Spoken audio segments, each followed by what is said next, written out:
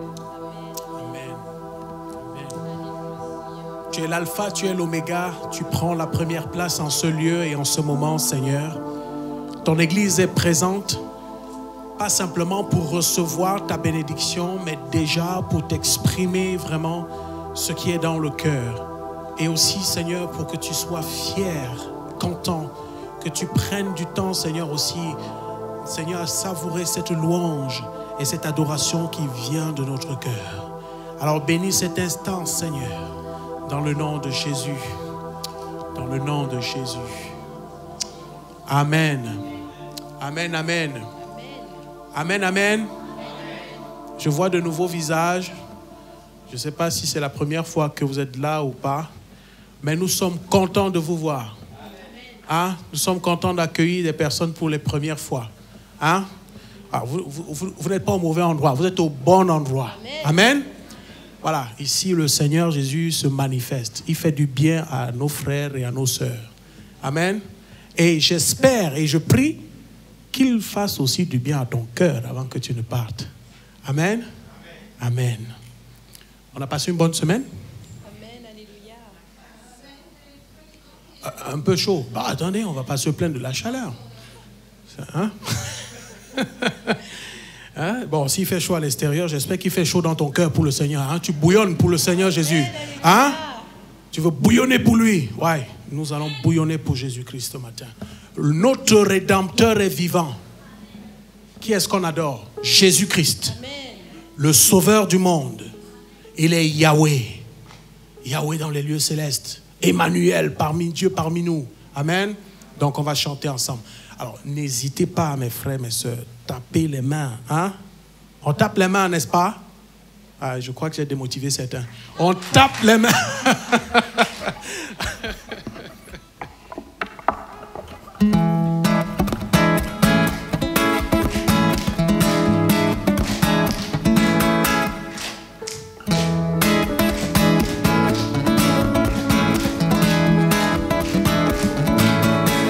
Je sais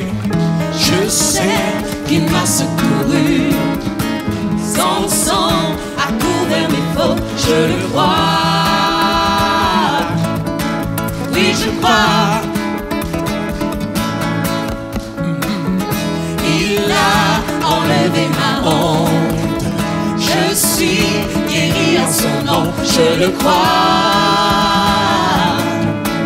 Oui, je crois. Proclamer, oh, Jésus a vaincu la mort, mon rédempteur vit, mon rédempteur vit, mon rédempteur vit, mon rédempteur vit. Les mains encore.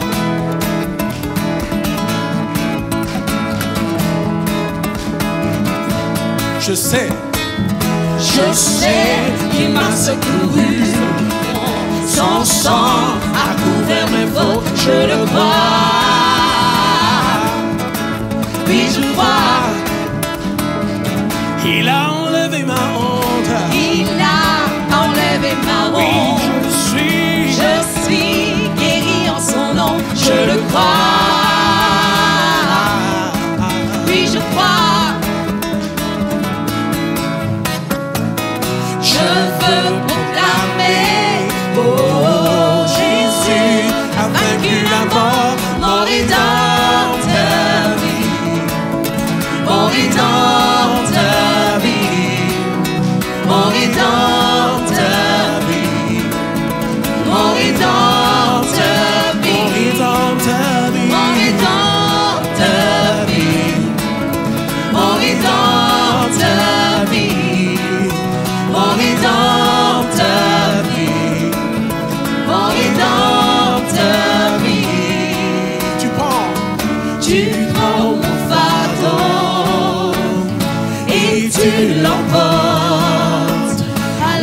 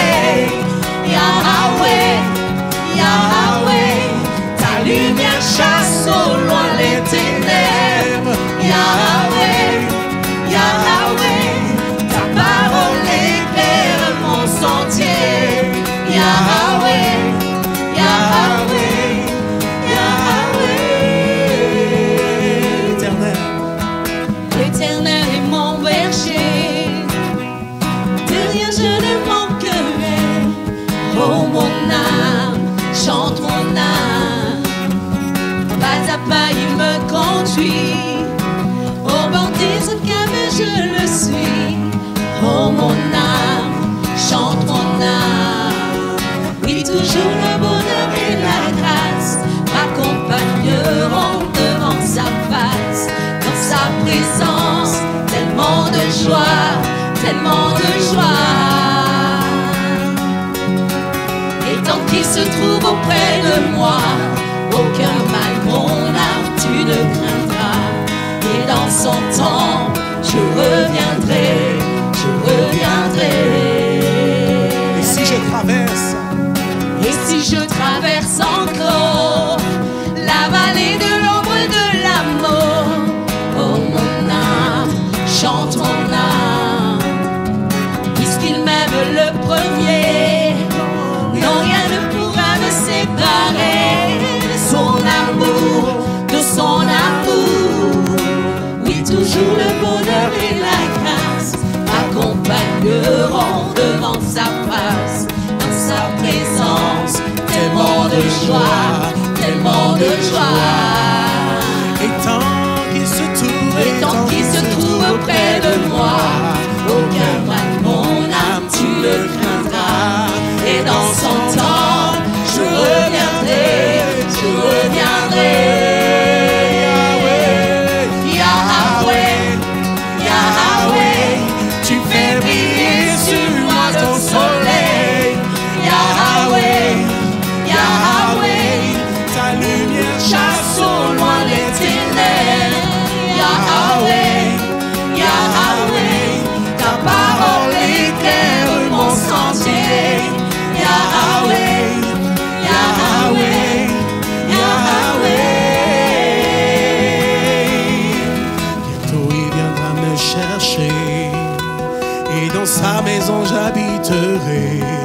Oh mon âme, Chante mon âme, sans cesse jusqu'à son retour.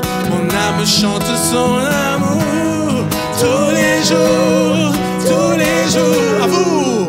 oui, toujours le bonheur et la grâce m'accompagneront devant sa face. Dans sa présence, tellement de joie, tellement de joie. Tant qu'il se trouve, Et tant qu'il se trouve auprès de moi, aucun mal, non, non. mon âme, tu le craindras. Et dans son Et dans temps, son je temps, reviendrai, je reviendrai. Yahweh, Yahweh, tu fais briller sur moi ton soleil. Yahweh, Yahweh, ta lumière chasse au loin les ténèbres. Yahweh, Yahweh, ta parole éclaire mon sentier. Yahweh, Yahweh, Yahweh. Yahweh, Yahweh, tu fais briller sur moi ton soleil. Yahweh, Yahweh, ta lumière chasse au loin les ténèbres. Yahweh, Yahweh, ta parole éclaire mon sentier. Yahweh, Yahweh, Yahweh.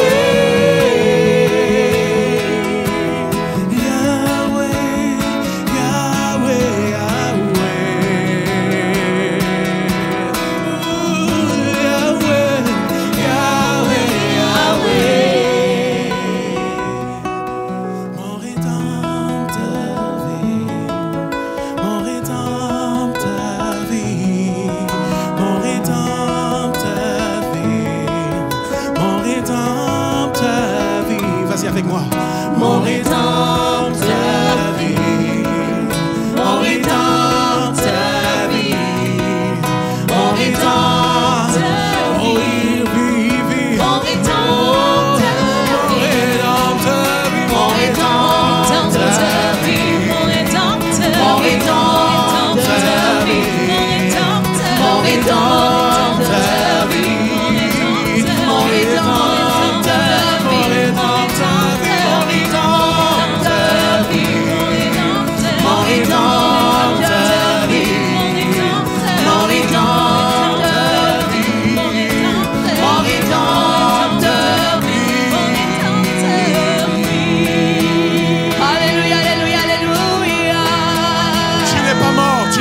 mort, tu es un Dieu vivant. Amen. C'est pour ça que nous te louons, c'est pour ça que nous t'adorons. Alléluia.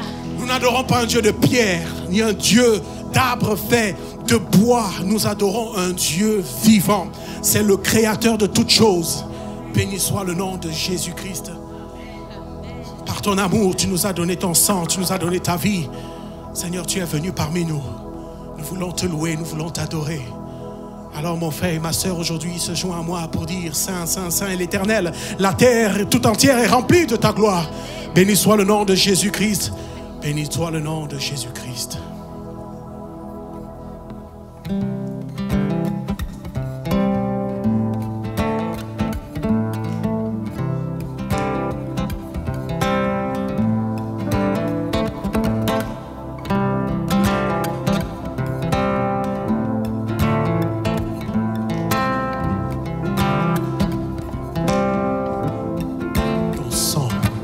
Ton sang parle beaucoup mieux que tout divin discours entendu sur la terre.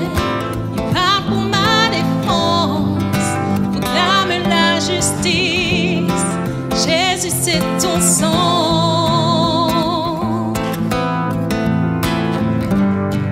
La croix, témoin de ta grâce, montre le cœur du Père et nous ouvre la voie. Confiants, nous avançons, non par nos propres forces, mais seulement par ton sang.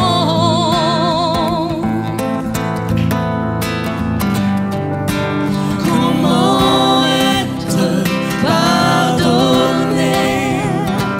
Comment recevoir la vie? Seulement par le sang, seulement par le sang de Jésus. Comment être purifié, reçu comme ami de Dieu? Seulement par le sang, seulement par le sang de Jésus. Ton sang, Ton sang parle beaucoup mieux que tous les vains discours entendus sur la terre.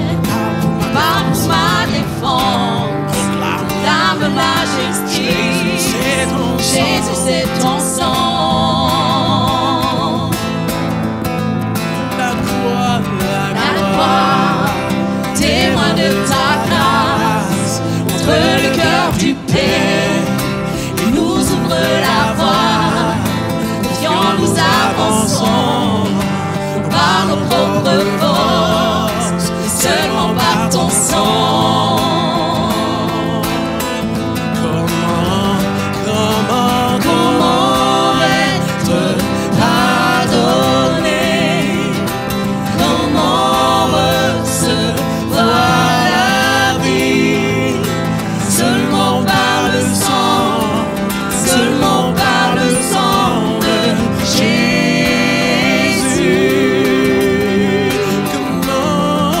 Comment être purifié, reçu comme ami de c'est Dieu? seulement par le Seulement par le sang, seulement par le sang de Jésus.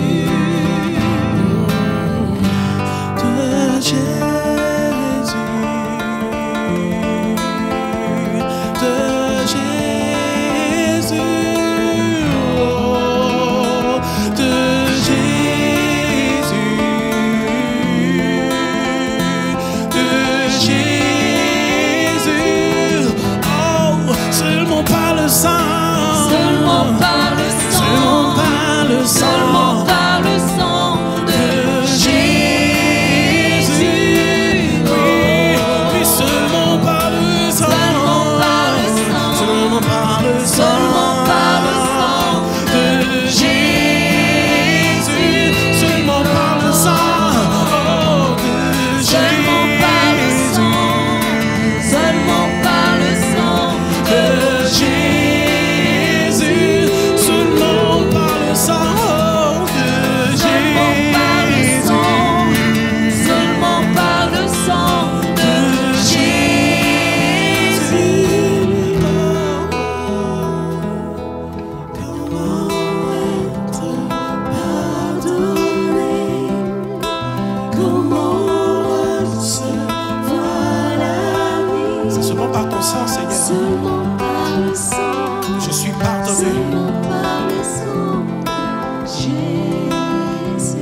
tous, répète après moi.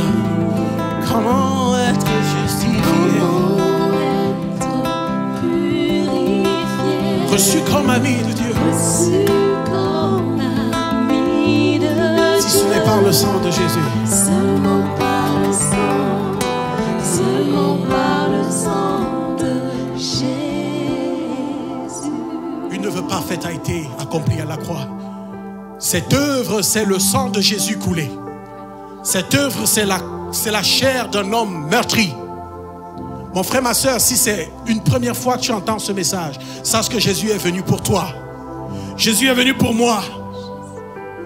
Si nous recevons le salut de Jésus, si nous recevons son amour, alors la Bible dit, nous devenons son enfant. Nous devenons fils et filles du Très-Haut. Jésus nous a rachetés, pas avec le sang du bouc, pas avec le sang de la chèvre ou bien je ne sais pas quoi, mais avec le sang de l'agneau. Le sang, son propre sang.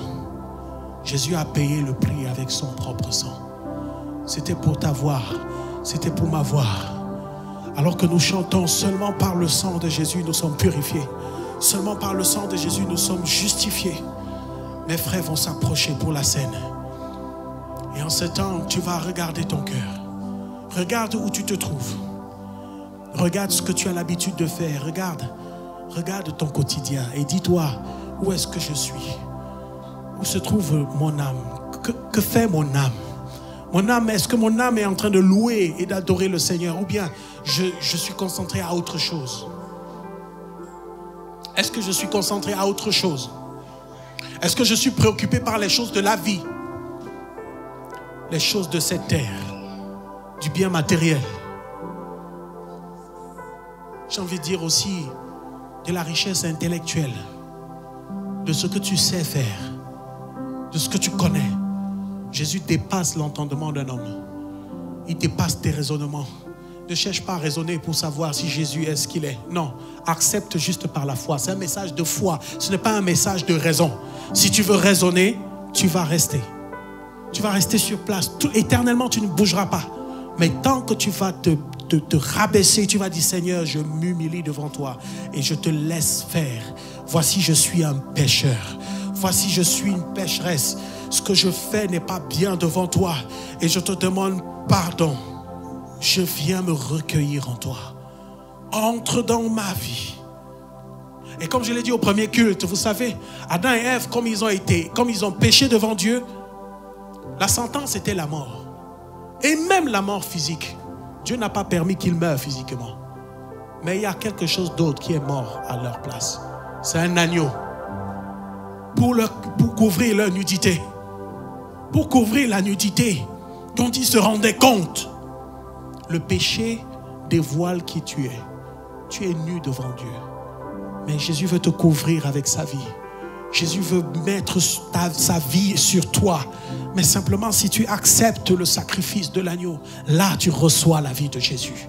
La vie de Jésus s'incarne en toi et tu es une nouvelle créature. Tu peux te lever, tu peux chanter, Jésus, je t'appartiens désormais. Qui va se lever contre moi? Est-ce la maladie? Est-ce l'épreuve? Est-ce les circonstances de la vie? Non, aucune langue ne peut se dresser contre moi. Je t'appartiens, je suis à toi, je suis ton fils, je suis ta fille.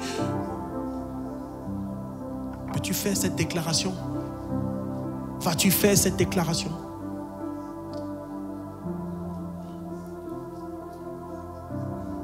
Prends du temps pour examiner ton cœur avant de prendre la scène.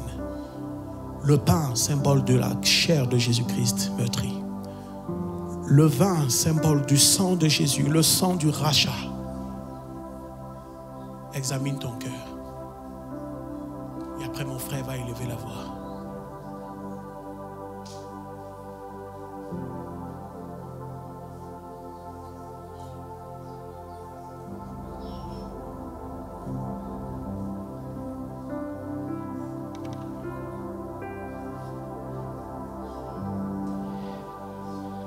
Seigneur, merci pour ce matin, Seigneur. Seigneur, merci pour ta présence, parce que ta parole le déclare, c'est là où deux sont assis à ton. Seigneur, tu es parmi nous, Seigneur. Seigneur, à travers ton sang, Seigneur, tu nous as rachetés. À travers ton sang, nous avons la guérison, Seigneur. Seigneur, merci, parce que pour moi, c'est une grâce d'être là ce matin. Ce n'est pas parce que je suis plus que les autres, mais Seigneur, tu m'as fait grâce d'être là, Seigneur. Seigneur, reçois toute l'adoration, reçois l'honneur, la puissance. Seigneur, merci, Seigneur. Seigneur, je te présente à toi, Seigneur. Je présente, Seigneur, ce vin, oh Dieu, ce pain, Seigneur. Seigneur, à travers ce pain, Seigneur, que les choses se passent. Seigneur, à travers ce pain, Seigneur, les guérisons, Seigneur, se passent. Seigneur, à travers ce sang, Seigneur, il y a des choses qui seront débloquées. Seigneur, reçois l'adoration, Seigneur. Seigneur, quelle grâce. Seigneur, reçois l'adoration, tu es tellement puissant, Seigneur.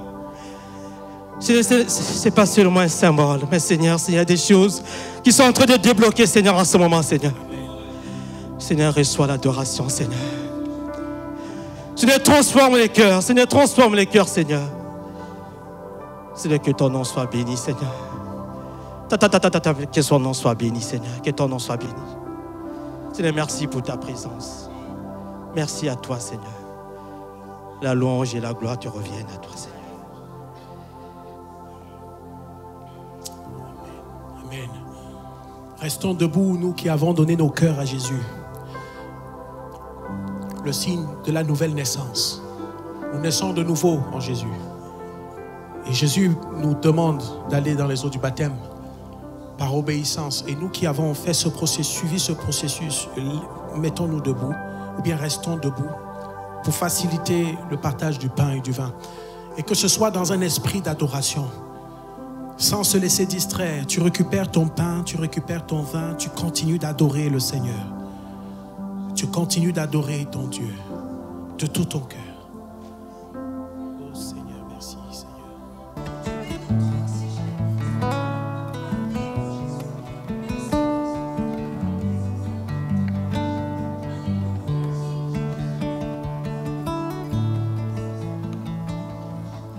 À qui d'autre pourrais-je te comparer dans les cieux et sur la terre? Car au plus profond de mon cœur, je ne connais qu'un seul amour, le Dieu qui pour moi s'est sacrifié, qui s'est donné tout entier, le roi qui se suffit à lui-même.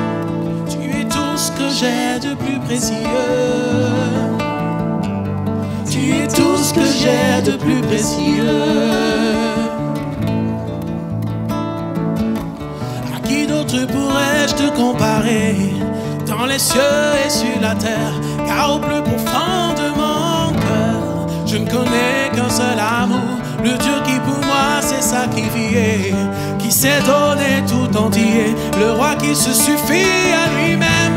Tu es tout ce que j'ai de plus précieux. Tu es tout ce que j'ai de plus précieux. Oh, tu es tout ce que j'ai de plus précieux. Tu es tout ce que j'ai de plus précieux. La paix qui remplit mon cœur. même au milieu des troubles, je l'ai. Lumière de joie qui remplit mon âme. Quand tout est noir au dehors, elle jaillit au dedans. Parfaite, grâce excellente. Viens de toi, auteur de ma vie. Tout en parfait, toute grâce excellente. Viens de toi, auteur de ma vie. Je te prie, je te cherche, je te veux, roi de mon cœur. Je te loue, je t'adore, je te célèbre, roi de mon cœur. Je te loue, Je te loue, je te loue, je te je te chéris, célèbre, je te célèbre, roi de mon cœur. Emmanuel, Emma, Emma.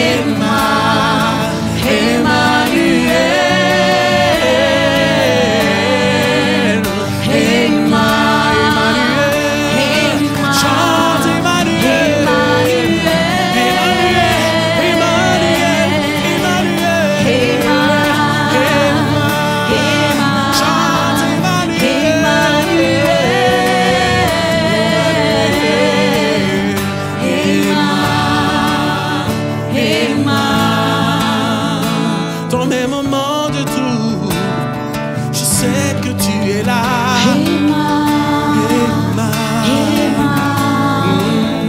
Dans mes moments de pleurs, je sais que tu es là. Seigneur, Emma. Même dans la fosse au lion, tu es avec moi. Seigneur, Emma. Oui. Même quand je pleure, Emma, tu essuies mes larmes.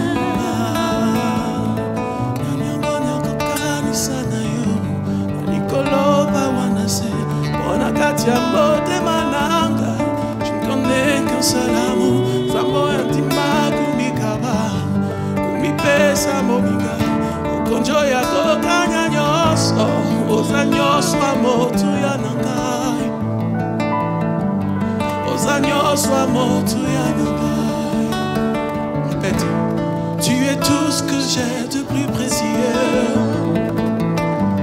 Tu es tout ce que j'ai de plus précieux. Encore une fois. Tu es tout ce que j'ai de plus précieux. Seigneur, tu es tout ce que j'ai de plus précieux. Est-ce que Jésus est plus précieux que tout pour toi? Tu es tout ce que j'ai de plus précieux. Seigneur, tu es tout. Tu es tout ce que j'ai. Encore une fois, Seigneur, tu es tout ce que j'ai de plus précieux. Tu es tout ce que j'ai de plus précieux. L'or et l'argent t'appartient, Seigneur. Ça ne sert à rien que je cours après. Tu es tout ce que j'ai de plus précieux. Seigneur, car tu sauras me donner ce dont j'ai besoin, Seigneur. Tu es tout ce que j'ai de plus précieux. Tu es tout, tu es tout, tu es tout. Tu es tout ce que j'ai de plus précieux. Emma, Emma, Emma, Emmanuel.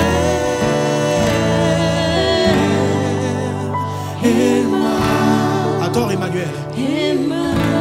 Encore. Emmanuel. Emma, Emma, Emma. Chante Emmanuel. Encore Emmanuel. À Moïse, tu dis que tu es avec moi. À Gédéon, tu as dit je suis avec toi. À celui qui se sent incapable, Seigneur, tu lui proposes ta présence. Demeure parmi ton peuple, Emmanuel. Demeure parmi ton peuple, Emmanuel. Emmanuel, oh, oh. Emmanuel, Emma. Emma.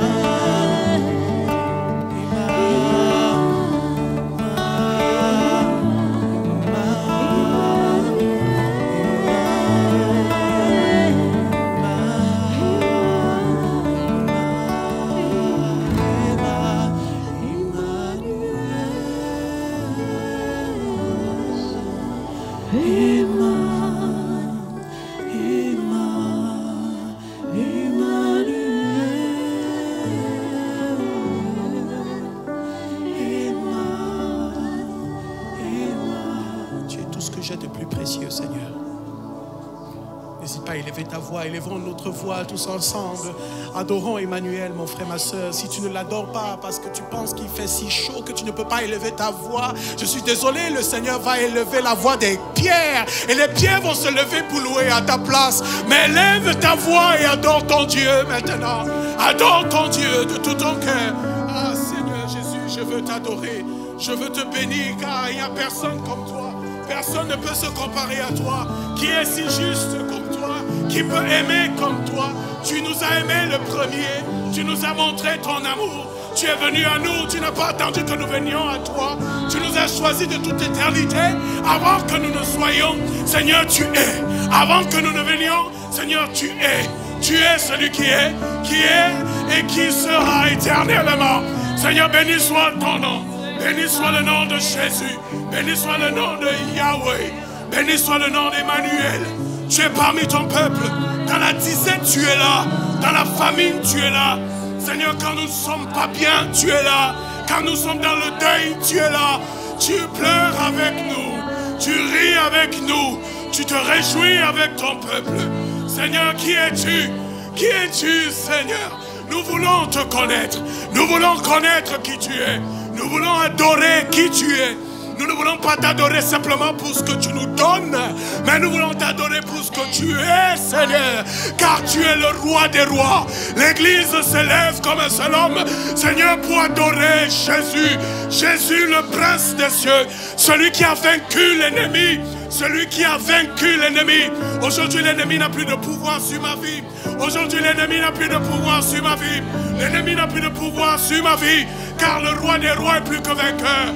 Il me donne sa victoire. Et en lui, je suis plus que vainqueur. Je suis victorieux dans le nom de Jésus. Béni soit le nom de Jésus. Béni soit le nom de Jésus.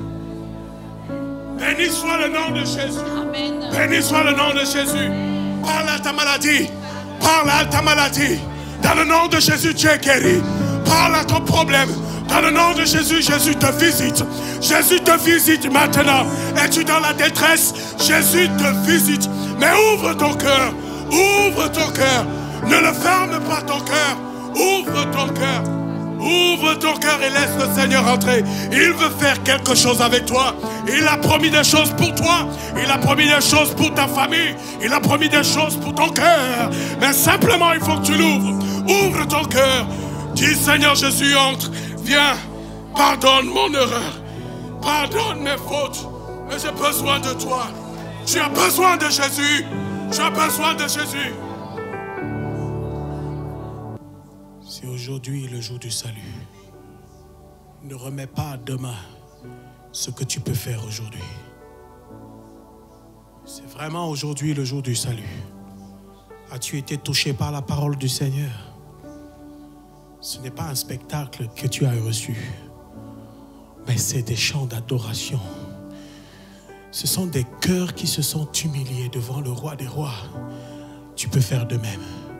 T'humilier devant lui. T'humilier devant lui. T'humilier devant lui. Alors que nous allons maintenant prendre ce temps pour offrir au Seigneur ce que nous avons,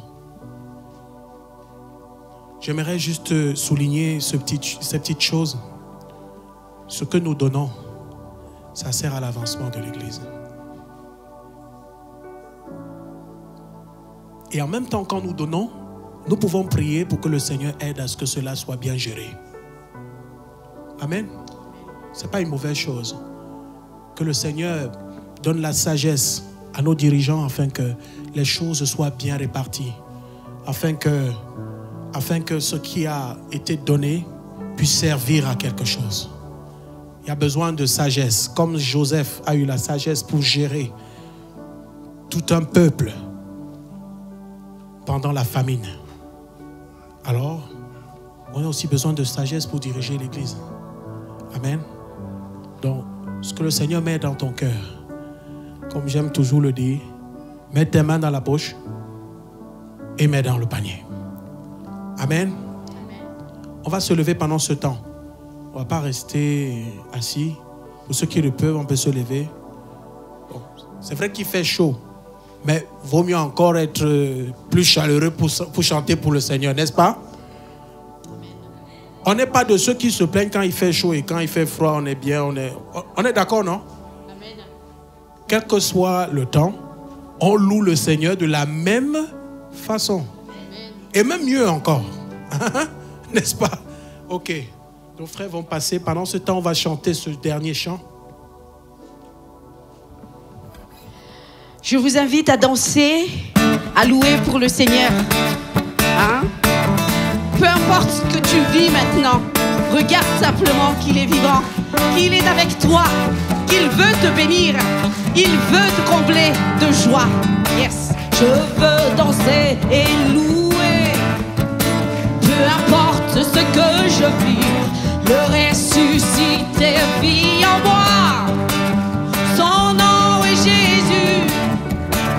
Je suis de Dieu. Je suis né pour influencer, rempli du Saint-Esprit. Oh, oh, oh, oh, oh, oh, oh. Je veux danser et louer. Je veux danser et louer. Peu importe ce que je vis, le ressuscité vit en moi. Son nom. Son nom est Jésus. Ah, Je suis né de Dieu. oui. Je suis victorieux. Je suis né pour influencer, rempli du Saint-Esprit. Oh, oh, oh. Oh, oh, Moi je veux louer son nom. je louerai son nom. Je louerai son nom. Je louerai son nom. Je suis un conquérant. Je louerai. Je louerai son nom. Je louerai son nom. Je louerai son nom. Je suis un conquérant. Toute arme. T'as forgé contre toi et nul est sans effet. Le ressuscité vit en moi. Son nom est Jésus. Je suis né de Dieu. Je suis victorieux. Je suis né. Je suis né pour influencer, Rempli. rempli du Saint-Esprit. Oh, oh,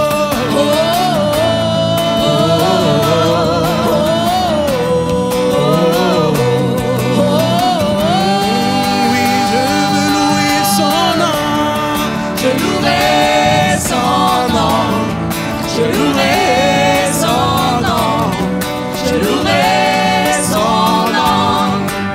Je suis un conquérant. Je louerai. Je louerai son nom. Je louerai son nom. Je louerai son nom. Je suis un conquérant.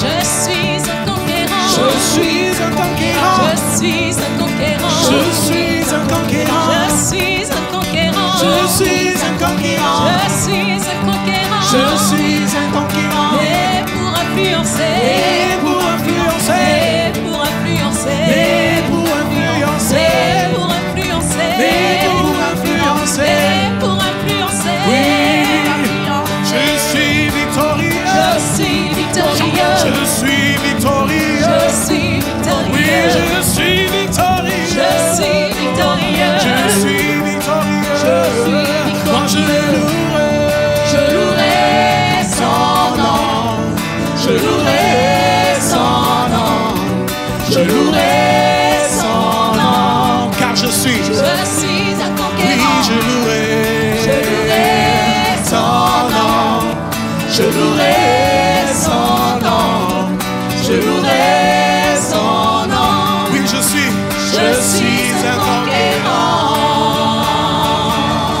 Alléluia. Alléluia. Alléluia.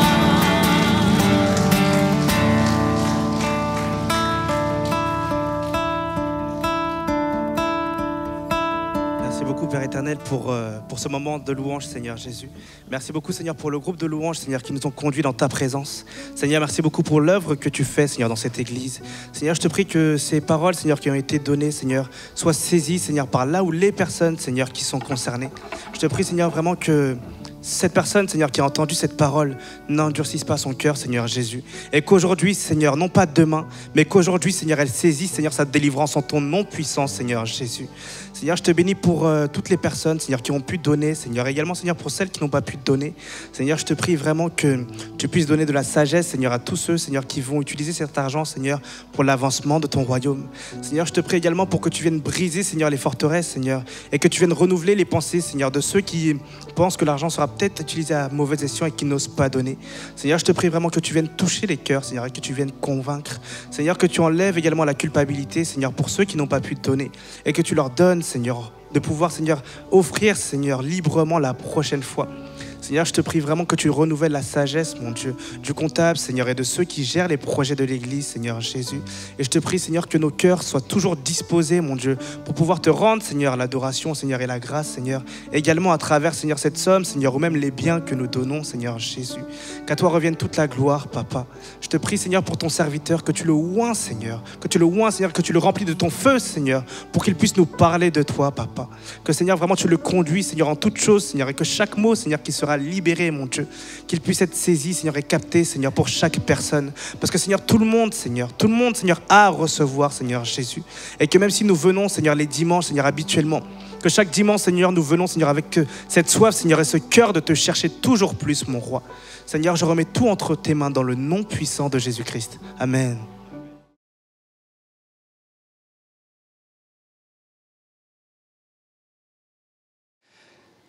Ravi encore d'être au milieu de vous, ravi d'avoir les ados, les jeunes au milieu de nous ce matin. Le Seigneur a conduit les choses à ce que vous restiez au milieu de nous et je le remercie pour ça. Vous m'excuserez, ce matin, j'ai fait tomber la veste. Je pense que vous comprenez pourquoi. Mais je réalise en laissant tomber la veste que j'ai une chemise blanche et que peut-être certains voient ce que j'ai dans mon dos. J'ai un tatouage dans mon dos. Et vous savez ce que ce tatouage représente ? Un dragon. Le diable a voulu et a mis sa marque sur ma chair. Mais il y a quelque chose qui surpasse tout ça. C'est que Jésus a marqué mon front. Il m'a marqué de son sceau. Donc ne soyez pas troublés si vous voyez cette marque dans ma chair. C'était avant ma conversion. Mais le Seigneur depuis a changé ma vie. Amen. Une question encore ce matin. J'aime bien, vous savez, vous poser des questions, me poser des questions. Qu'est-ce que la vérité ? Qu'est-ce que la vérité ? Cette question a été posée par Pilate quand Jésus lui a dit « Je suis né, je suis venu dans le monde pour rendre témoignage à la vérité. » Et Pilate répond d'une manière un peu ironique en disant « Mais il est impossible de connaître la vérité. » Et quand on regarde aux yeux du monde, c'est vrai. Si on n'avait pas un guide, si on n'avait pas un mode d'emploi, il serait impossible de découvrir la vérité. Mais la Bible nous dit que dans son amour, Dieu nous a laissé l'Écriture qui peut, et j'ai changé le « te », quand je la lis, elle me parle à moi personnellement et c'est important de se dire que quand je lis, Dieu me parle à travers elle. Et donc le texte nous dit qu'elle peut nous conduire à la sagesse et au salut par la foi en Jésus-Christ. Mais la question, elle est vraiment, est-ce que je veux connaître cette vérité ? Est-ce que je veux connaître le dessein de Dieu pour ma vie ? Et au-delà de ça, une fois que Dieu s'est fait connaître dans son dessein, est-ce que je suis prêt à me plier à sa volonté ? Est-ce que je suis prêt à abandonner ma vie et à laisser derrière toutes les choses qui vont m'empêcher d'avancer avec Dieu ? Mais comment être sûr de cette vérité ? Comment être sûr que je ne me trompe pas ? Je pense qu'il est important de se poser la question. Moi, je me la pose. Comment, Seigneur, est-ce que je suis sûr que ce que j'apporte encore ce matin ne sont pas mes propos, mais ce soit bien tes propos, tes paroles. Et c'est important que tous nous nous posions cette question. L'histoire nous montre effectivement que l'humanité n'est jamais réussi à atteindre la vérité. Les conclusions qui en sont faites sont toutes différentes. Et de nombreux sont ceux qui n'arrivent même pas à la conclusion. Ils se trompent, ils sont sceptiques. L'expérience également nous montre que la théologie ne suffit pas. Alors vous allez me dire, Julien, tu nous as encouragés à faire la théologie les dernières fois. Oui, c'est important de faire la théologie, d'étudier la parole de Dieu. Non pas seulement de la lire, de la sonder, de la chercher comme un trésor. Mais cela ne suffit pas. Nous avons l'exemple de grands théologiens qui sont bien plus érudits que je peux l'être, mais qui ne connaissent pas le Seigneur. Et parce qu'ils sont pleins de leur connaissance, pleins de leur intellect, ils construisent des schémas de pensée, mais qui ne les amènent pas à connaître la vérité, à connaître Dieu. Il est écrit que le monde, avec sa sagesse, n'a point connu Dieu dans la sagesse de Dieu. Et il a plu à Dieu de sauver les croyants par la folie de la prédication. La folie de la prédication. Je ne sais pas si vous avez l'habitude de parler avec des musulmans, mais quand on leur dit que Jésus, Dieu, est venu sur la terre pour se donner sur la croix, là, je peux vous dire qu'ils vous disent « t'es fou ». Et oui, mais la parole de Dieu me le dit, c'est une folie aux yeux des hommes. Et c'est pourtant ce que Dieu a fait. Parce que Dieu est ce Père qui est venu et qui lui-même a offert sa vie. Qui d'autre pouvait mieux le faire que lui? Qui d'autre pouvait mieux le faire que lui? Mais là encore, la prédication ne suffit pas. Mes mots, et même la parole, elle, ne suffit pas. Il nous faut une révélation. C'est vrai que la foi vient de ce que l'on entend et ce que l'on entend via la parole de Dieu. Mais sans une révélation, il est impossible de connaître Dieu. Et il est nécessaire de désirer ardemment cette révélation, de désirer et de demander à Seigneur, ouvre les yeux et les oreilles de mon cœur. Nous le chantons dimanche après dimanche. Seigneur, je veux te connaître plus. Et même le frère ce matin lui l'a dit. Qui es-tu, Seigneur? Qui es-tu? La première fois que j'avais prêché, j'avais évoqué ça avec vous. Je pense que le Seigneur se plaît à se révéler à nous tout en laissant des choses qui sont cachées pour éviter que nous soyons suffisants. Pour éviter que nous nous arrêtions. De par notre nature pécheresse, on s'arrêterait de le chercher. Et Dieu permet qu'il y ait encore des choses à découvrir, et encore, et encore, et encore, pour que nous continuions à avancer avec lui. Et la prédication, donc, ne suffit pas. Cette révélation, c'est encore écrit. En Matthieu 11, 25, il est dit « Je te loue, Père, Seigneur, du ciel et de la terre, de ce que tu as caché ces choses aux sages et aux intelligents, et de ce que tu l'as révélé aux enfants. » Le Seigneur nous révèle. Et c'est très simple. Et c'est pour ça que Jésus nous dit qu'il faut que nous regardions les enfants. Et je me plais d'être pasteur de jeunesse, pour tout vous dire, parce qu'ils sont des exemples d'avoir un cœur simple.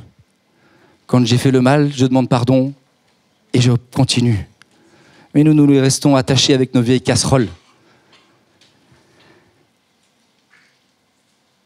C'est le Seigneur qui fait grâce. En Isaïe 5, 21, nous pouvons lire également « Malheur à ceux qui sont sages à leurs yeux et qui se croient intelligents. » Qui se croient intelligents. Vous savez, on peut vite se laisser perdre. En avançant dans notre foi chrétienne, on apprend de plus en plus de choses. Et comme je l'avais pu le partager, c'est l'histoire aussi de Aaron et de Marie qui ont eu une forme d'orgueil spirituel. Parce qu'ils savaient, parce que le Seigneur les a utilisés, ils ont cru qu'ils pouvaient s'élever eux aussi au-dessus de Moïse. Tout comme le diable a cru qu'il pouvait s'élever au-dessus du diable. De Dieu. Nous pouvons des fois nous laisser prendre par ce mauvais jeu. Que le Seigneur nous en garde. Et vous savez, l'Écriture, à aucun moment, elle ne cherche à prouver que Dieu existe. À aucun moment, il y a un débat de mots. C'est une certitude. Au commencement, Dieu a créé la terre. Au commencement. Il n'y a pas de débat de mots. Nous aussi, dans notre témoignage, nous cherchons souvent à convaincre. Mais il n'y a pas besoin de convaincre. Nous pouvons que témoigner de ce que Dieu fait dans notre propre vie, de ce que nous en savons de lui. Et surtout prier pour les personnes à qui nous parlons, pour que le Saint-Esprit leur ouvre les yeux, pour qu'il se révèle, pour que lui seul soit glorifié aussi. Parce que si nous arrivons à convaincre par nos propres mots, nous pourrons peut-être nous glorifier d'avoir converti une personne. Et donc l'Écriture ne cherche à aucun moment. Elle dit simplement, en tout cas elle invite chaque homme, chaque femme à tenter l'aventure de la foi. C'est une invitation que Dieu donne. En Hébreux 11, au verset 6, nous pouvons lire « Il faut que celui qui s'approche de Dieu croit que Dieu existe. » C'est simple en fait. Il faut simplement croire que Dieu existe. Je ne sais pas si vous vous rappelez le début de votre conversion. On ne connaissait rien. Moi, je me rappelle la première fois où je me suis, converti, non, où je me suis approché de Dieu. J'étais saoul. Une fois de plus. Je rentrais très tard et je me disais, mais qu'est-ce que tu fais? Pourquoi en es-tu là? J'avais tout. On était gérant de 2 affaires avec mon épouse, on avait 2 enfants, on avait une maison, on avait tout, sauf le chien. Et surtout, sauf Dieu. Et alors que je me trouve là, sous, je me mets à genoux dans mon jardin. Et je dis, Seigneur, j'ai commencé un peu à lire la Bible. Tu dis dans la Bible que tu es un Dieu d'amour. Montre-le-moi. Moi, je suis un homme, je ne peux pas voir. Je ne vois pas plus loin que ce que mes yeux voient.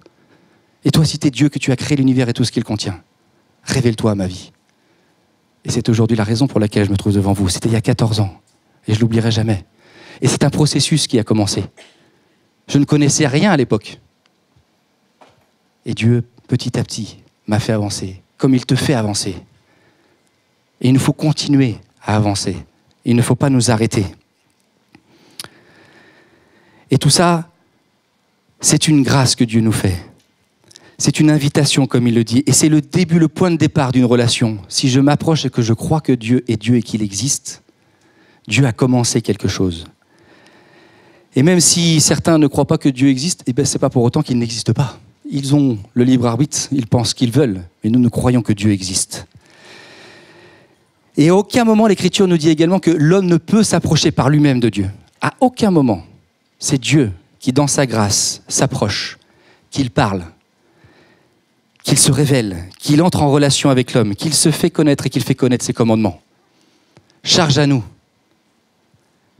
de nous aussi de nous approcher, de nous aussi de nous plier à sa volonté, d'accepter d'être remis en question, d'accepter de suivre ses commandements et de le louer pour les œuvres merveilleuses qu'il fait pour nous.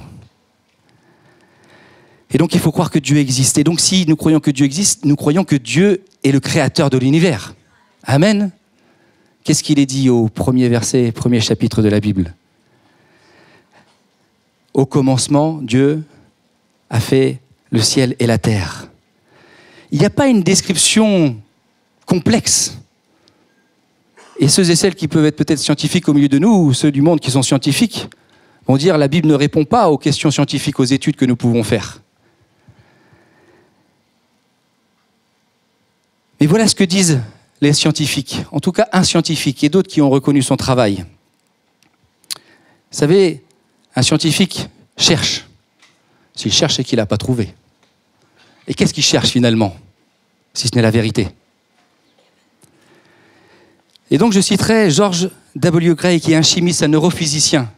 C'est lui, c'est du fruit de son travail qu'aujourd'hui on a la robotique et dans la neuroscience, on a beaucoup de choses d'avancées dans la médecine. Il a observé l'univers et voilà ce qu'il dit. Soyez bien attentifs. Quand j'ai préparé tout ça, je me suis dit je vais me mettre en scène. Mais c'est juste pas possible quand vous allez écouter ce que je vais vous dire. Enfin, je vous ferai tourner la tête. Il est dit que l'univers est composé de systèmes de milliers de millions de galaxies.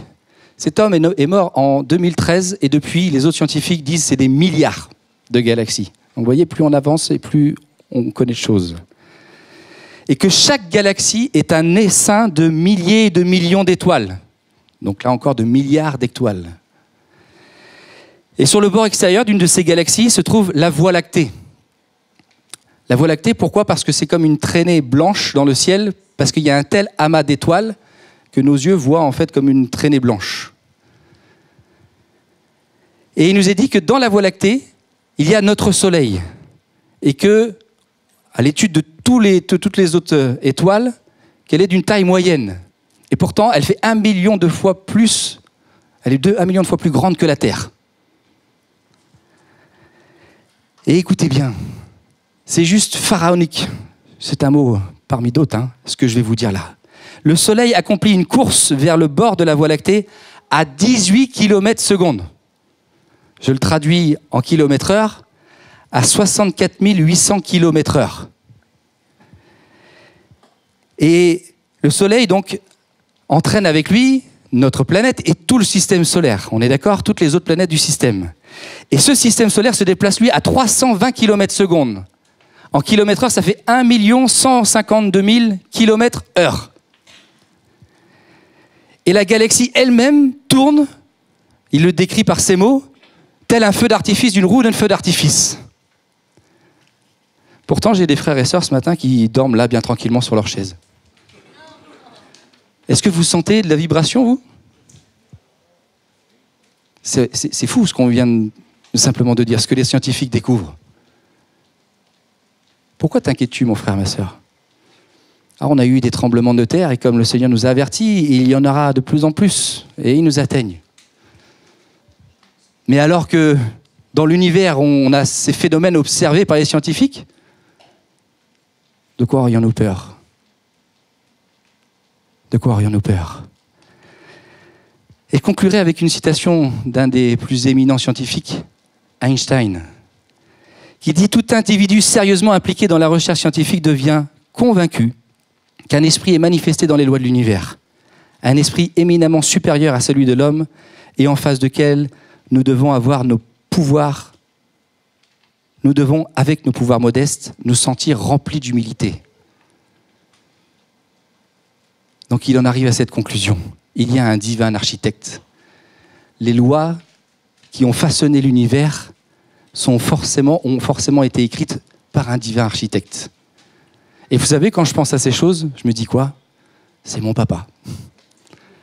C'est mon papa, c'est ton papa qui a fait ça. De quoi j'ai à craindre? J'ai rien à craindre. J'ai rien à craindre. D'autres textes également qui nous disent, si on revient à la parole de Dieu, psaume 81, 13, verset 1, « L'Éternel règne, et il est revêtu de magnificence. L'Éternel est revêtu de force, et il s'en est saint. Aussi, la terre habitable est affermie, tellement qu'elle ne sera point ébranlée. » Psaume 95, verset 4, « Il tient dans sa main les profondeurs de la terre, et les sommets des montagnes sont à lui. La mer est à lui, c'est lui qui l'a faite. La terre aussi, ses mains l'ont formée. » Vous voyez certainement peut-être quand vous écoutez des louanges sur YouTube où il y a une main de Dieu qui soutient la terre. Mais c'est ça, hein, frères et sœurs. C'est ça. Rien n'arrive sans que Dieu ne l'ait permis. Et Dieu soutient la terre et il nous soutient. Nous n'avons rien à craindre. Et alors que les scientifiques font ces découvertes, c'est forcément en lien avec ce que nous dit la parole de Dieu. Un Romain, il nous dit quoi? Cette révélation générale, parce que les hommes l'ont, en observant la création, ils sont inexcusables. Ils sont inexcusables. Et que dirions-nous donc des Hébreux? De ceux qui certes n'ont pas eu toutes ces études, tout le fruit de les résultats des études des scientifiques, mais ils ont vu la main puissante de Dieu intervenir dans leur vie. Et la Bible nous dit qu'ils ont péri dans le désert, parce qu'ils n'ont pas été capables de voir de la preuve de la puissance de Dieu, de la direction de Dieu dans leur vie. Et ils n'ont pas eu confiance dans le fait que Dieu avait préparé un pays promis, où coule le lait et le miel. Comme les ados sont là avec nous ce matin, j'aimerais juste reposer le cadre. Ça fait 5 semaines, 5 fois que j'interviens devant l'église pour parler des 13 révoltes qu'il y a pu y avoir dans le désert. Pour reposer le cadre pour celles et ceux qui ne connaissent pas bien la parole de Dieu, il nous est dit que les Hébreux étaient esclaves en Égypte sous le pouvoir de Pharaon et des Égyptiens et que Dieu est intervenu avec puissance en envoyant les plaies. Ça, je pense que tout le monde connaît l'histoire. Ce qu'on en connaît un peu moins, c'est qu'une fois qu'ils sont sortis d'Égypte, Dieu a fait des prodiges et des miracles, ils l'ont tous vu, mais malgré tout, ils se sont rebellés contre Dieu. Vous connaissez certainement l'histoire du veau d'or, mais il y a d'autres rébellions. 13 exactement. Et je vais en reparler tout à l'heure. C'était juste pour que vous puissiez reprendre le fil. Et donc, il nous est dit que malheureusement, cette première génération, donc les pères qui sont rentrés dans le désert, tout juste sortis d'Égypte, sont tous morts en Égypte. Et ce sont que les enfants qui ont pu rentrer dans le pays de la promesse. Et dans le Nouveau Testament, il nous est dit que ces choses sont écrites pour notre enseignement. À nous, dans les temps de la fin. À toi qui es là, sur ta chaise. Cet enseignement est pour toi. Pourquoi? Parce que notre nature est pécheresse. Et c'est en sans aucun jugement. Je suis moi-même passé par ces choses-là. Mais il est nécessaire, quand le Seigneur met les choses en lumière, de venir en repentance. Tout comme le frère lui a dit tout à l'heure. Que nous n'endurcissions pas notre cœur.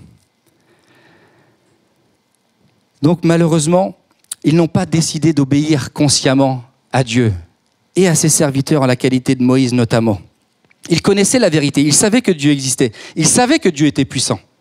Et pourtant, ils n'avaient pas compris que toute chose concourait au bien de ceux qui aiment Dieu. Vous vous rappelez, la deuxième désobéissance. La première était quand ils se sont retrouvés devant la mer Rouge et qu'ils ont eu peur. La deuxième, c'est quand ils se sont retrouvés à Mara, qu'ils avaient soif. Ils ne pouvaient pas boire l'eau. Et le texte nous dit que quelques kilomètres après, il y avait 7 sources d'eau. Parce qu'ils ont été impatients, ils ont tenté Dieu. Ils se sont rebellés, ils ont murmuré. Et ils se sont élevés contre Dieu à travers son serviteur. Et dans les rébellions qui ont suivi, même, ils étaient même prêts à lapider, à tuer Moïse avec des pierres. Et je reviens sur ce que j'avais dit la dernière fois, s'élever contre le serviteur, c'est s'élever contre Dieu, parce que c'est Dieu qui a choisi. Et la parole nous donne le merveilleux exemple de David. Quand Saül a été choisi par Samuel, c'est Dieu qui l'a choisi. Samuel s'est trompé de chemin. Dieu s'est alors choisi un autre homme, David. Et alors que Saül voulait chercher à tuer David, alors qu'il exerçait une autorité malsaine sur le peuple, à aucun moment, David ne s'est élevé contre le oint de l'Éternel.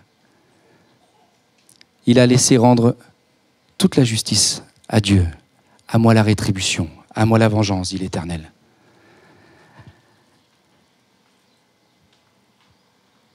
Et donc, si ces choses leur sont arrivées à eux,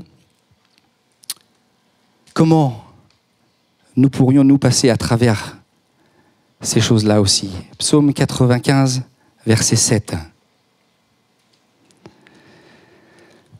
Nous l'avions dit la dernière fois, la révélation générale, comme je l'ai dit ce matin, c'est la révélation à travers la création et la révélation spéciale que nous avons reçue à travers la parole de Dieu. Cette révélation du plan rédempteur de Dieu en Jésus-Christ, pour que nous puissions être pardonnés de tous nos péchés et que nous puissions avoir une intimité, une relation avec Dieu. Car il est notre Dieu, et nous sommes le peuple dont il est le berger, le troupeau que sa main conduit. Oh, si vous pouviez écouter aujourd'hui sa voix, n'endurcissez pas votre cœur comme à Mériba, comme à la journée de Massa dans le désert, où vos pères me tentèrent, m'éprouvèrent, quoiqu'ils aient vu mes œuvres pendant 40 ans, j'eus cette race en dégoût. Et je dis, c'est un peuple dont le cœur est égaré. Ils ne connaissent pas mes voies. Aussi, je jurai dans ma colère, ils n'entreront pas dans mon repos. Les mots durs nous sont dits là. C'est Dieu qui parle, hein. Il a eu ce peuple en dégoût. Mais ce qu'eux n'avaient pas, et ce que nous avons, vous vous rappelez, hein, dans les 13 révoltes, au début, ils n'avaient pas les commandements de Dieu. Et donc Dieu ne punissait pas le peuple, ne lui rendait pas selon ses actions. Mais à partir du moment où la loi leur a été donnée, ils avaient la connaissance et du coup il y avait une conséquence. Et c'est la raison pour laquelle Dieu s'est détourné et qu'il a fait périr tous les pères dans le désert. Et nous avons reçu au-delà de ça, la loi de Moïse, mais également l'évangile. Et qui permet là encore de pouvoir expliquer tout le plan de Dieu dans nos vies. Et on l'avait dit la semaine dernière que c'est une histoire unique, une histoire qui est liée, qui a un sens, qui a un but bien précis. Notre salut. Et pour nous qui sommes déjà passés par ce salut, notre sanctification, nous faire grandir, nous faire abandonner certaines choses dans nos vies qui nous tiennent liés. Peut-être des péchés que je traîne. Nous avons vocation à, quand nous venons à la croix, laisser notre péché crucifié. Vous voyez l'image, hein? Avec les clous. Normalement, on ne devrait pas repartir avec notre péché. Il devrait rester crucifié. Mais la réalité, elle est bien celle-ci, c'est que nous sommes pécheurs. Et que si nous péchons, c'est parce qu'il y a cette malédiction qui est là depuis notre enfance, tout comme le disait David. Et nous avons la grâce que le Saint-Esprit nous amène et nous dise, encore comme nous l'avons lu, comme la semaine dernière, n'endurcis pas ton cœur. N'endurcis pas ton cœur. Si Dieu met en évidence les choses, c'est parce qu'il veut te pardonner, il veut te libérer, il veut que cette parole s'accomplisse. Si tu crois en moi, je te rendrai véritablement libre. Libre.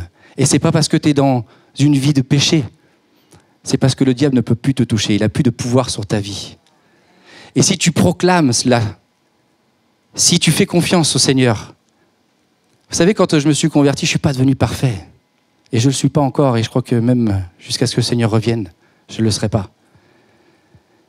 Mais j'ai pris les paroles du Seigneur. Et il a dit, tu m'as donné un cœur nouveau. Il a dit, je graverai mes paroles sur ton cœur. Je te donnerai d'obéir à mes commandements. C'est le Seigneur qui nous le dit. Rappelons-lui, lui. Seigneur, vois ma misère. J'ai besoin que ta parole, avec l'assistance de ton esprit, me rende capable, me rendre libre. Et il faut accepter de s'humilier, frères et sœurs. Il faut accepter de reconnaître, de ne pas détourner le regard. Il faut accepter de mener le bon combat. Pourquoi ? Parce que en Ésaïe 43, nous pouvons lire que « Je ne prends pas plaisir à voir le méchant mourir, mais à le voir changer de conduite et vivre. Renoncez à votre mauvaise conduite. Pourquoi devriez-vous mourir, communauté d'Israël ? Pourquoi devrais-tu mourir ?» Si le Seigneur s'adresse à nous.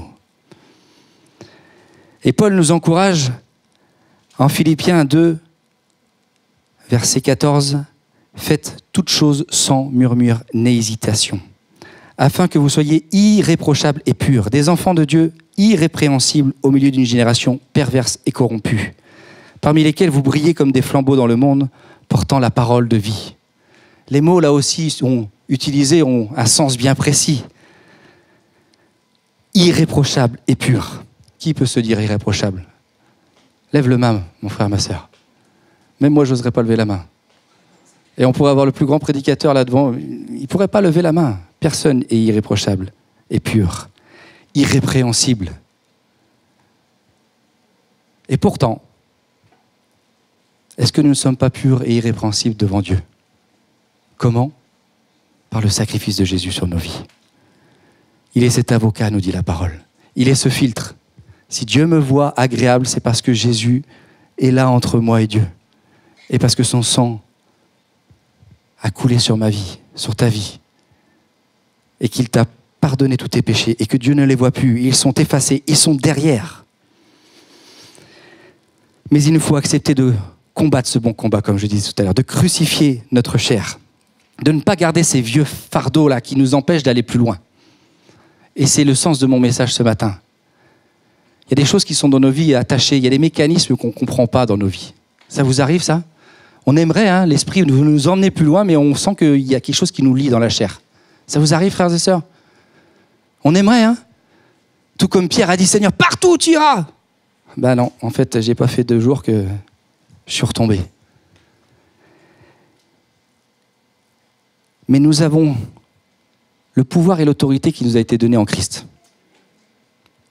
Ça nous a été donné. Quand Jésus dit « j'ai tout accompli », il nous a tout donné. Il nous a tout donné. Ce qu'il faut faire, là aussi, nous avons des recommandations de Paul. Philippiens 3, verset 13, « Mais je fais une chose, oubliant tout ce qui est en arrière, en me portant vers ce qui est en avant. Je cours vers le but pour remporter le prix de la vocation céleste de Dieu en Jésus-Christ. » Mais nous, malheureusement, on continue à regarder en arrière. On se dit, non, c'est pas possible, Dieu ne peut pas me pardonner. Non, c'est pas possible, Dieu ne peut pas me délivrer. Il m'a déjà délivré, il m'a déjà pardonné de ces choses. Je ne peux pas continuer ainsi. Et pourtant, si. Paul le dit, j'oublie toutes choses qui sont en arrière. Et on se rappelle, il a dit que misérable qu'il est, misérable que nous sommes liés dans ce corps de chair. Qui me délivrera de ce corps de chair ? Jésus-Christ. C'est l'espérance ultime, encore une fois. Et là aussi, il faut utiliser cette parole, il faut la saisir. Que Dieu a fait toutes choses passées, qu'il fait toutes choses nouvelles. Et ça, c'est aujourd'hui encore. Jour après jour, aujourd'hui est un nouveau jour pour changer, pour laisser le Saint-Esprit nous transformer. Et c'est le Saint-Esprit qui nous donne cette capacité pour être victorieux. Ne regarde pas à ta défaite, mon frère, ma sœur. On verra la victoire d'une armée, par exemple, à savoir si elle part en débâcle ou si elle fait demi-tour et qu'elle fait front. Il nous faut faire front. L'ennemi est rusé. L'ennemi cherche par tout moyen à nous faire tomber. Et il s'attaque particulièrement à l'Église. Il s'attaque à toi. Ne sois pas surpris. Mais tu as l'autorité qui t'est donnée en Jésus-Christ. À l'aide de l'Esprit, mais également à l'aide de la parole. Et donc, c'est ce que nous avions vu en détaillant rapidement. Vous savez, quand je prépare toutes ces choses, je me dis encore, Seigneur, ça va être la conclusion, là, ça fait 5 fois que j'en parle, ça va être la conclusion des 13 rébellions. Eh bien non. Dieu, en me laissant la grâce de travailler sur sa parole, me montre le dessin de ce qui va être encore abordé après. On avait vu la dernière fois que La parole nous donne le pouvoir de ne plus avoir peur, de marcher sur les eaux, de ne plus être esclave de la peur comme nous le sentons. D'accord ? On avait vu également rapidement que les murmures sont les fruits de l'amertume. Et je vous avais dit que des fois on ne s'attend pas à ça dans notre vie chrétienne. Moi c'est vrai, quand je me suis converti, je ne m'attendais pas à ça. Je m'attendais à marcher sur les eaux. Je m'attendais à imposer les mains aux malades et qu'ils soient tous guéris d'un coup. Mais c'est pas comme ça que ça s'est passé. Je suis passé par des déceptions. Oui, j'ai imposé des mains à certains. J'ai vu des choses merveilleuses, et puis d'autres fois, j'ai pas vu. J'étais déçu. Mais est-ce que je vais garder l'amertume sur mon cœur ? Est-ce que je vais empêcher, ma foi va être érodée, elle va empêcher de s'exprimer ensuite ? Non. Là encore, Dieu est maître et souverain. Il est maître et souverain. Et c'est ça que nous devons accepter. Chaque chose qui nous arrive, Dieu l'a permis. Rappelez-vous, là aussi, on avait vu. Si le peuple était devant la mer, là, et que les Égyptiens arrivaient derrière, c'est parce que Dieu avait dit, vous allez là. Quand Jésus est arrivé justement et qu'a dit à Pierre de marcher sur l'eau, il avait dit aux disciples, allez dans la barque. Il savait, et c'est lui qui avait dit, si tu es dans ta situation aujourd'hui, c'est parce que Dieu t'a mis dans cette situation. Donc là encore, il n'y a rien à craindre. Dieu a un plan. Ce n'est pas juste des paroles. Vous savez, quand je témoigne autour de moi, les gens me disent, tu pars comme dans un livre. Bah oui, forcément. Mais c'est des choses qui sont réelles. Je le vis, nous le vivons. Et que nous puissions le vivre encore. Dieu est un Dieu d'amour. Et il a donc des plans merveilleux pour nous. Et pour faire taire toute forme d'amertume, si on regarde l'histoire de Joseph, cet homme qui a été livré par ses propres frères, a été emmené en esclavage dans un pays qu'il ne connaissait pas, qui arrivé là-bas a eu la chance d'avoir une place auprès de Potiphar et qui malheureusement a été mis en prison par faux témoignage de son épouse. Et est-ce qu'il a été amer à la fin de sa vie ? Aucunement. Quand ses frères sont venus, il a pu dire « J'ai vu le plan de Dieu. Dieu a permis que je vive ce que je vis pour qu'il soit glorifié et que vous soyez sauvés. » Si Dieu fait des choses dans ta vie, peut-être que tu ne comprends pas, c'est pour se glorifier. Et tu pourras voir après quel était son plan merveilleux pour toi. Amen. Je puis tout par celui qui me fortifie. Ça aussi, une parole que nous devons ne pas nous lasser. Quand nous sommes impatients, quand la lassitude, quand peut-être nous ne nous contentons pas de ce que nous avons. Paul, là encore, nous exhorte en Philippiens à justement apprendre à être content, que ce soit dans la disette comme dans l'abondance, à vivre dans l'humiliation. Vous savez, aujourd'hui, je peux dire que je vis dans l'abondance. Je n'ai pas des grandes richesses, mais j'ai tout ce qu'il faut. Mais je n'oublie pas les temps où on avait une maison délabrée, où c'était à l'image de ma vie, totalement détruite. On avait eu un départ de feu, il y avait une partie de la maison qui était partie en feu, on était reclus avec les deux plus petits, non, les plus grands. Et on a vécu des moments merveilleux dans ces moments-là. Et on a vu la main de Dieu intervenir, alors qu'on n'avait pas à manger. Il a permis que les corbeaux nous nourrissent. C'était des moments de grâce. C'est pas que je ne vis pas des moments de grâce, mais j'apprends aujourd'hui à vivre une autre saison de ma vie. Et si le Seigneur reprend demain, comme le dit la parole, le Seigneur a donné, que son nom soit béni. Et le Seigneur reprend, que ce nom soit béni. Les murmures sont également le fruit de l'égocentrisme. L'égocentrisme, c'est quoi ? C'est quand nous regardons toujours à nous, au moi, au je. Plutôt que de nous mettre au service de l'autre, plutôt que de nous ouvrir, nous regardons toujours à nos situations. Mais là encore, je vous avais déjà dit, et je le redis, souvent quand on regarde à ce que les autres vivent, ça nous fait relativiser. On se rend compte que finalement, on n'est pas si mal que ça, que c'est pas si grave que ça. Que nous ne nous laissions pas tromper par l'ennemi. Vous savez, quand Adam et Ève ont péché, qu'est-ce qu'ils ont fait ? Ils ont regardé à eux finalement. Ils ont vu qu'ils étaient nus. Ils sont devenus égocentriques. C'est à partir de ce moment-là, en fait. Et nous avons cette fâcheuse tendance à voir aussi toujours ce qui nous... toujours notre... comment dire ? Ce qui nous concerne en premier. Alors que le Seigneur nous encourage à nous ouvrir à l'autre, à nous mettre au service de l'autre. Et il nous a montré l'exemple de ça. Un autre fruit du murmure, c'est le négativisme. En Job 3, verset 25, il est écrit « Ce que je crains, c'est ce qui m'arrive. Ce que je redoute, c'est ce qui m'atteint. » C'est très clair. Si je prophétise des choses mauvaises sur ma vie, il ne faut pas s'attendre à ce qu'il y ait des choses bonnes qui en sortent. La Bible nous dit aussi très clairement, en Proverbe 18, que la mort et la vie sont au pouvoir de la langue. Dieu a tout créé par la parole. Il nous a donné la parole. Si je proclame des choses mauvaises, il m'arrivera des choses mauvaises. Et que le Seigneur m'en pardonne aussi. Parce que comme le dit Paul, c'est un petit membre qui a là, qui des fois bénit, mais maudit bien souvent. Que le Seigneur me fasse grâce, qu'il nous fasse grâce. On parlait également du retour en arrière, de la nostalgie. Toutes ces choses, je vous l'ai dit, on va les réévoquer, mais dans le détail la prochaine fois. Mais là encore, Dieu me montre l'importance de poser bien les fondements, le cadre. De retourner à son ancienne vie. La parole aussi est tranchante en disant de retourner à son vomi. Nous avons l'exemple de la femme de Lot. Jésus nous en parle. À aucun moment l'Écriture nous dit qu'elle a péché. Mais rappelez-vous, les anges sont venus, ont sorti Lot et son épouse, mais qu'est-ce qu'elle a fait? Elle a regardé en arrière. Ça nous explique qu'elle regardait aux mondanités du monde, qu'elle avait un cœur partagé, qu'elle pensait pouvoir avoir un pied dans le royaume et un pied dans le monde. C'est pas possible. Je vais vous le dire, j'ai essayé, ça marche pas. Ça marche pas. J'ai essayé de vouloir des fois continuer à marcher comme je marchais avant. Non. Mais là encore, Dieu a été bon parce qu'il ne m'a pas laissé. Il ne m'a pas changé en statut de sel.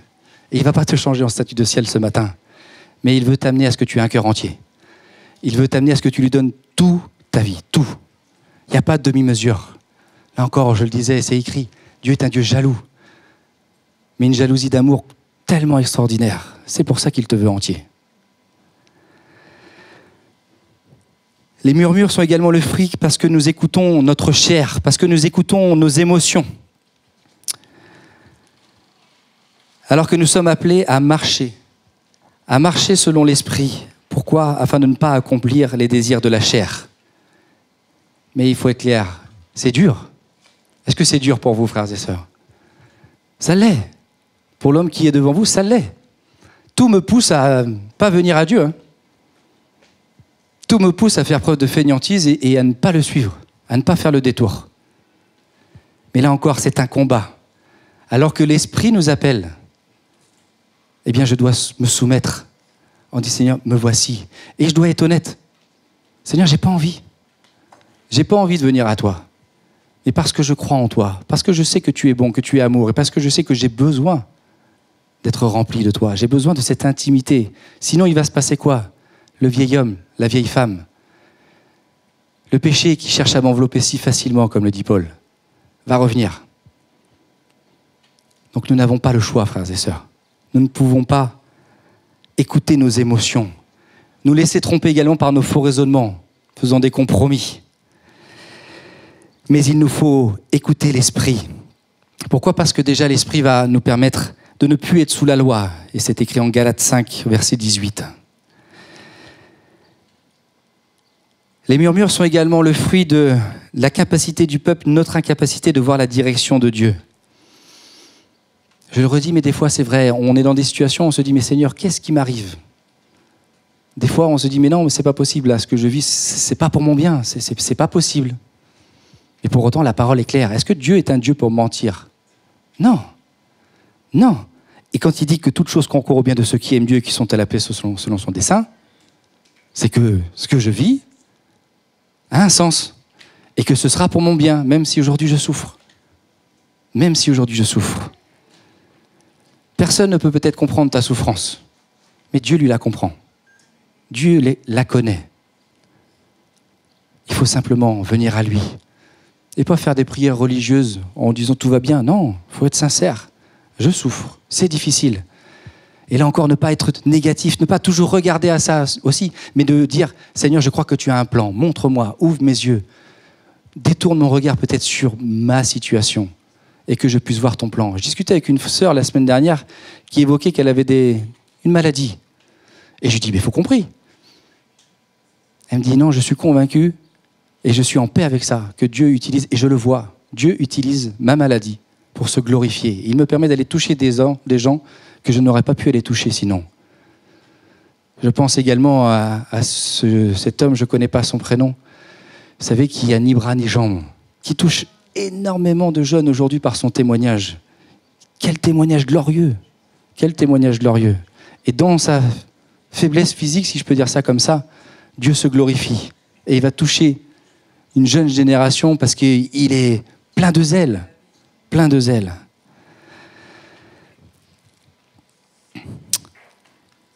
Et un des derniers points, des fruits qui sont des fruits du murmure, est le manque de foi et de confiance en Dieu, mais également dans ses serviteurs. Est-ce que vous croyez aux paroles de Jésus? Est-ce que vous croyez dans ce que je vous rappelle ce matin? Cette parole bien précise qui dit, Jésus qui dit ça, « Je suis la résurrection et la vie. Celui qui croit en moi vivra, même s'il meurt. Et celui qui vit et croit en moi ne mourra jamais. » Et juste après, c'est écrit, « Le crois-tu? Crois-tu cela ?» Jésus s'adresse à Marthe, mais il s'adresse à nous. Il dit des choses et en même temps, il nous interpelle. « Le crois-tu » ? Est-ce que vous croyez que c'est simplement les pasteurs ou les évangélistes ou les missionnaires qui imposent les mains aux malades et qui les guérissent?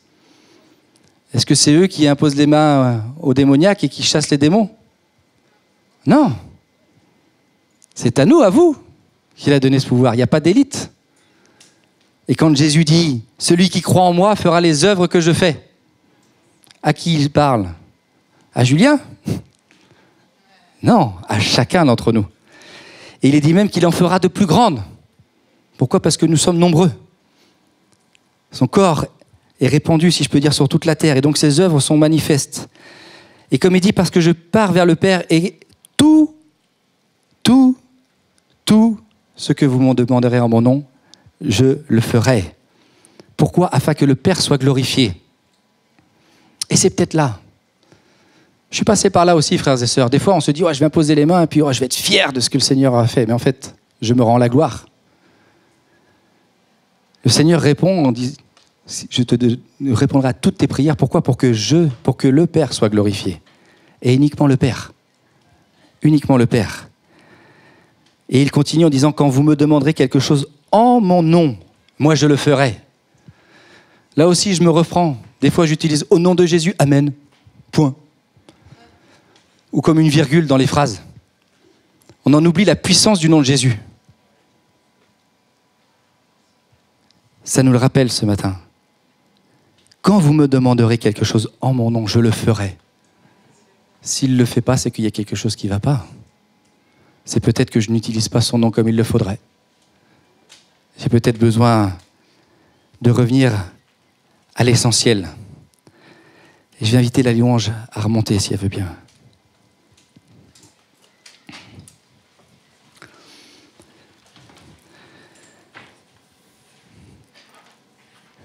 Ce message, et je dis bien ce message qui est sur mon cœur depuis maintenant le mois de décembre, amène à cette finalité et la continuité de ce que notre frère nous a dit ce matin. Je pense que nous avons besoin de venir en repentance, frères et sœurs. Moi, je suis conscient que j'ai besoin de venir en repentance. Parce que j'ai été de ceux qui murmurent. Pourquoi? Parce que je peux des fois aussi résister par mon intellect. Je peux cloisonner Dieu en fait dans mon esprit et l'empêcher de me montrer en fait qui il est véritablement. Peut-être que je n'ai pas confiance véritablement en Dieu. Peut-être je le dis, j'ai confiance en toi, mais en fait quand la réalité elle est là, je me rends compte que je n'ai pas confiance en toi, Seigneur. Je doute. Et peut-être je me fais des stress pour rien. Peut-être j'ai peur de l'avenir. Et je cherche peut-être à trop en faire dans mon travail ou à l'école parce que je n'ai pas confiance que Dieu veille sur moi. Je ne dis pas qu'il ne faut pas travailler, hein. Attention. Mais il faut faire ce qu'on a à faire et il ne faut pas s'épuiser non plus. Dieu ne veut pas. J'aimerais, pour celles et ceux qui souhaitent, qu'on puisse tous ensemble se lever. Et que peut-être Parce que ce matin, tu te rends compte que ta vie n'était pas là où il faut qu'elle soit. Que tu puisses dire dans ton cœur, Seigneur, je veux replacer ma vie tout entière sur ton autel. Pourquoi ? Parce que tu as besoin d'être rempli du Saint-Esprit. Peut-être tu as déjà été rempli du Saint-Esprit. Mais la Bible nous dit que tu es un vase d'argile. Ça veut dire quoi ? Ça veut dire qu'il est fragile. Et que ce vase, il peut avoir une fuite. Et l'huile, qui est l'image du Saint-Esprit, peut avoir coulé. Et que même ce vase peut être cassé. Pourquoi ? Parce que là aussi, peut-être Dieu permet qu'il se casse. Mais il est dit qu'il est le divin potier et qu'il le refaçonne. Mais il ne faut pas s'arrêter là.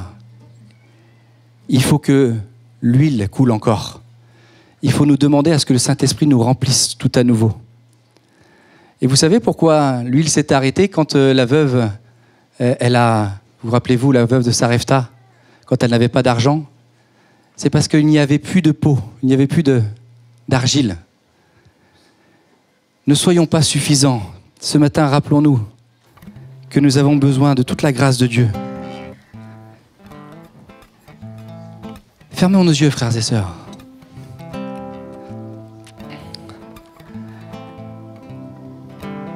Disons au Seigneur, j'ai besoin d'être renouvelé dans mon intelligence. Pourquoi ? Pour que je ne sois pas de celui ou celle qui se conforme au siècle présent, mais que je sois renouvelé, tout à nouveau. Demandez au Saint-Esprit de venir redescendre sur votre vie, tout comme le premier jour. De souffler sur votre vie.